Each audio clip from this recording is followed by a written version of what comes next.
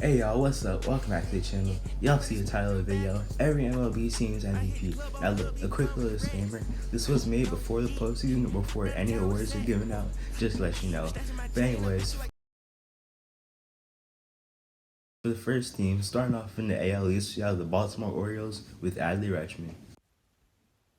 After having an amazing rookie year, Adley followed up the success in his second year, becoming an all-star this year, while having an on-base percentage of .374, while also doing amazing for his fastballs, with 15 home runs, 36 extra base hits, a .306 average, and a .520 slugging. Not only was he good on offense, but he was also great on defense, with a 1.91 pop time, which is tied for the fourth lowest in baseball, and his framing has added plus 5 runs to the Orioles. Next up, we have the Rays with Yandy Diaz. Yandy Diaz had an insane breakout year this year, becoming an all-star for the first time, while putting up a ridiculous slash line of .330, .410, and .522, with an OPS of .932 and an OPS plus of .158. He also had the highest average in the AL and had the most hits on the Rays. Yandy Diaz also was hitting the ball hard with a 54% hard hit percentage, which was in the 97th percentile, and an average exit velocity of 93.4, which was in the top 98th percentile. He also was phenomenal versus the breaking ball with a 385 average, 627 slugging, and a plus 15 run value. Next up, we have the Blue Jays with Bo Bichette. Bo Bichette became an all-star for the second time this year, while also putting up the third highest average in the AL with 53 extra base hits. He was also great for the off-speed with a 344 average and 607 slugging. Bo Bichette was also great before the All-Star break with a 317 average and an 842 OPS with 15 home runs and 52 RBIs. Next up, we have my team, the Yankees, who was Garrett Cole. Garrett Cole was all-star again this year, and he's most likely going to win Cy Young. He was on a tear this year, leading the AL in starts, innings pitched, shutouts, and whip.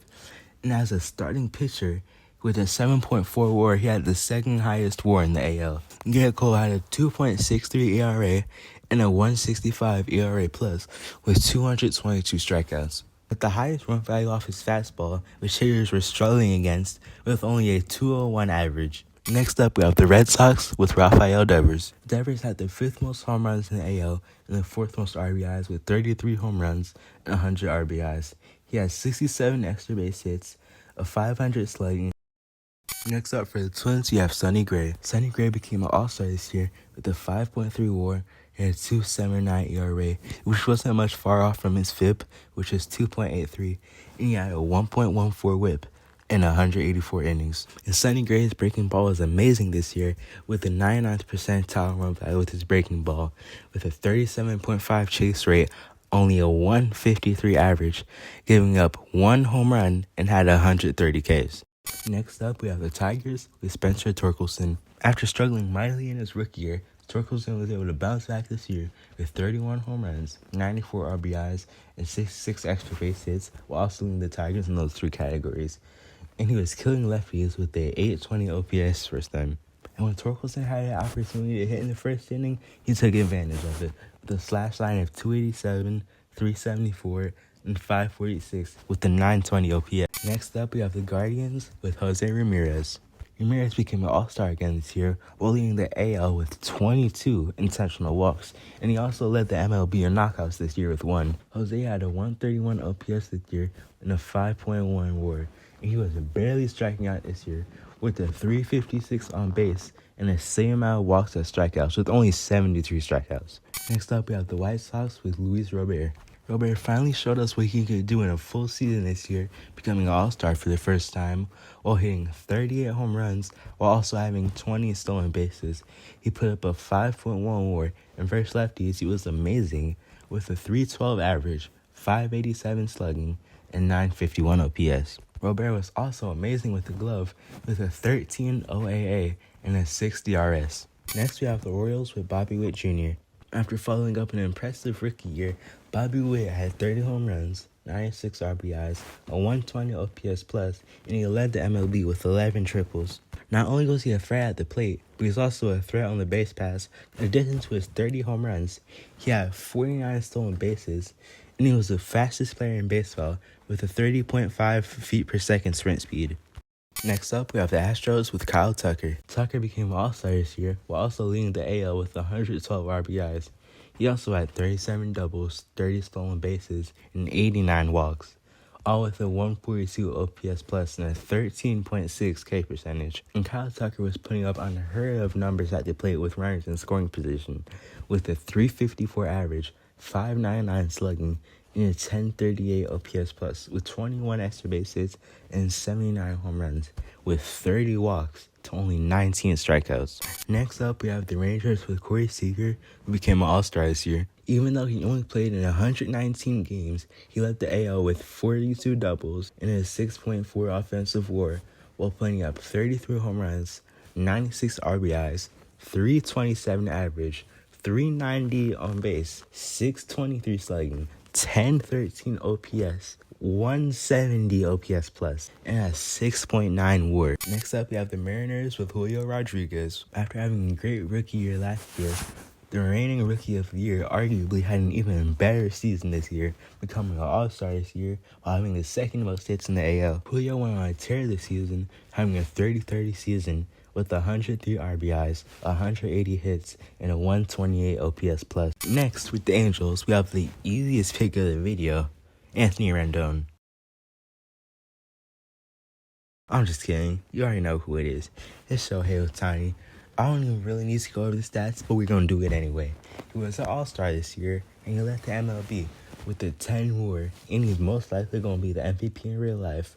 But he also led the AL with a 414 on base, 654 slugging, 1066 OPS, and a 184 OPS plus, while putting up 78 extra base hits and getting intentionally walked 21 times. Ohtani also had 44 home runs, 95 RBIs, and 20 stolen bases.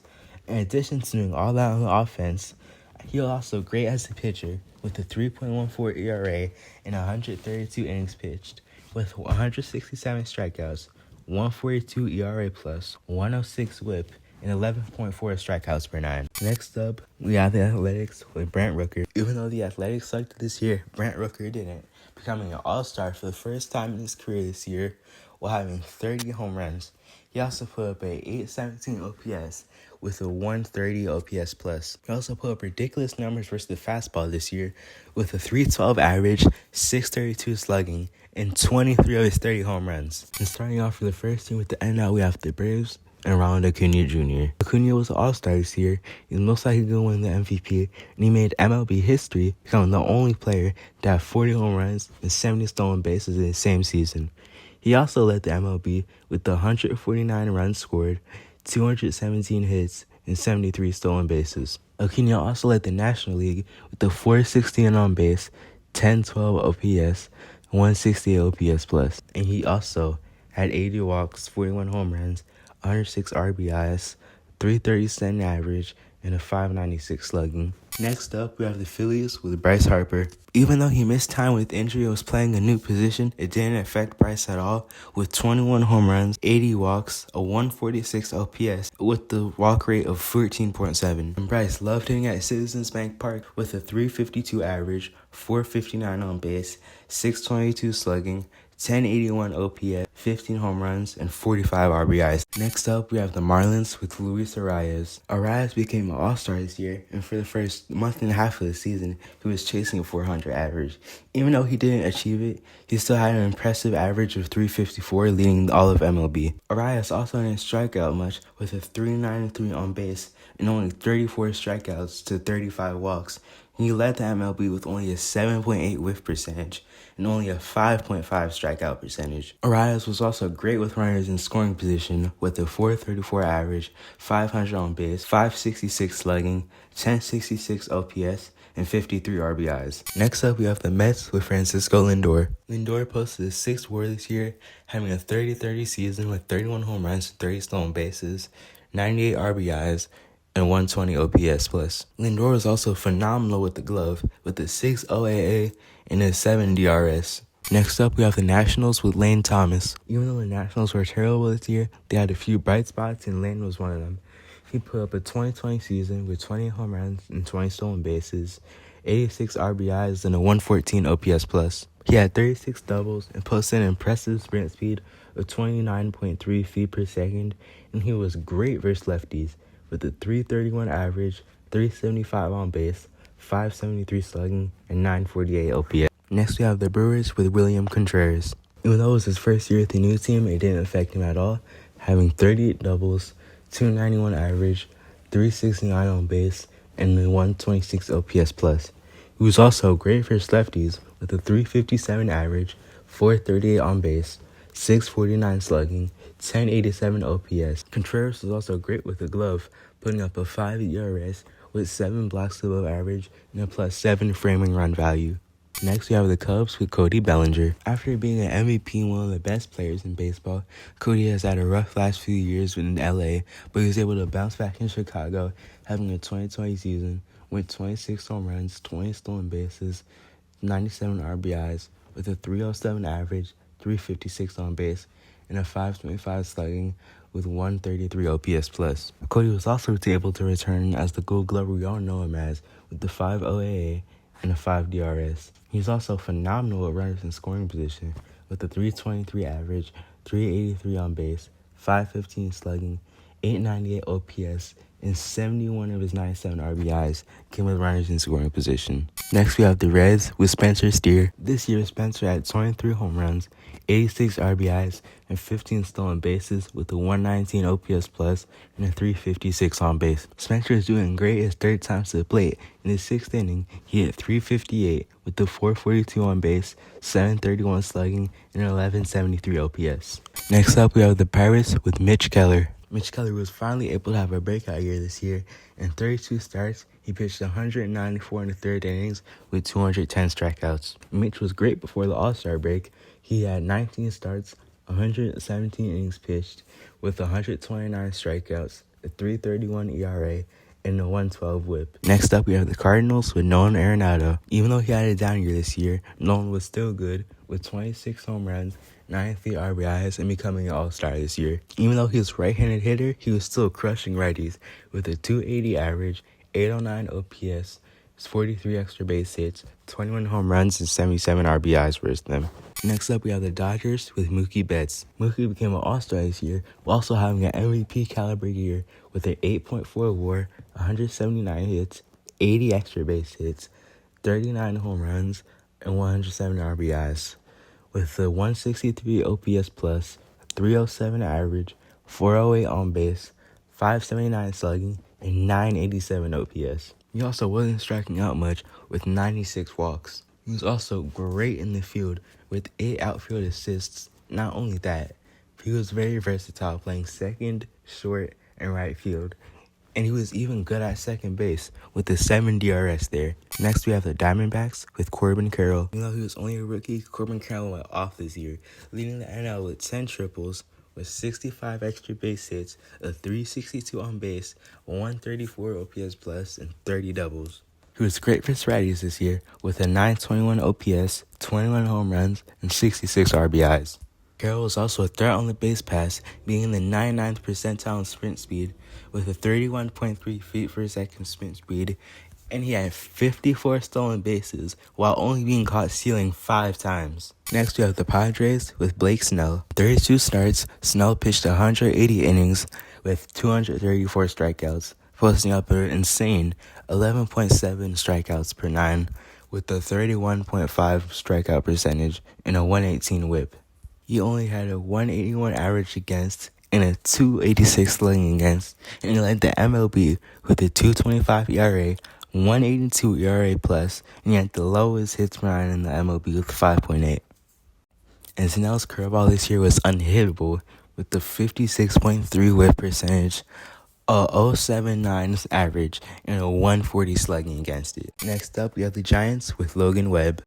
In 33 starts, Logan Webb led the MLB with 260 innings pitched. He also had 2 complete games, 1 shutout, and 194 strikeouts, with a 107 whip and a 130 ERA plus.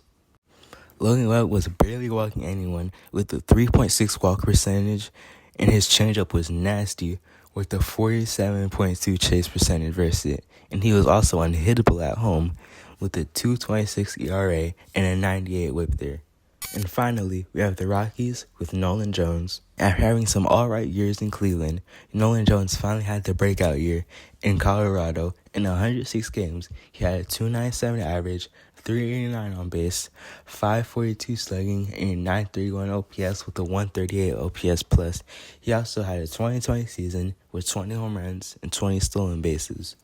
And he was insane with runners in scoring position with a 434 average, 560 on base, 803 slugging, 1363 OPS, and a 47 RBIs with them. Nolan was also great in the field with 19 outfield assists, and he had the hardest throw in the MLB with 98.9 miles an hour. Alright, y'all, that's every MLB Teams 2023 MVP. Let me know who y'all will pick in the comments. Anyways, I'll see y'all later. Peace.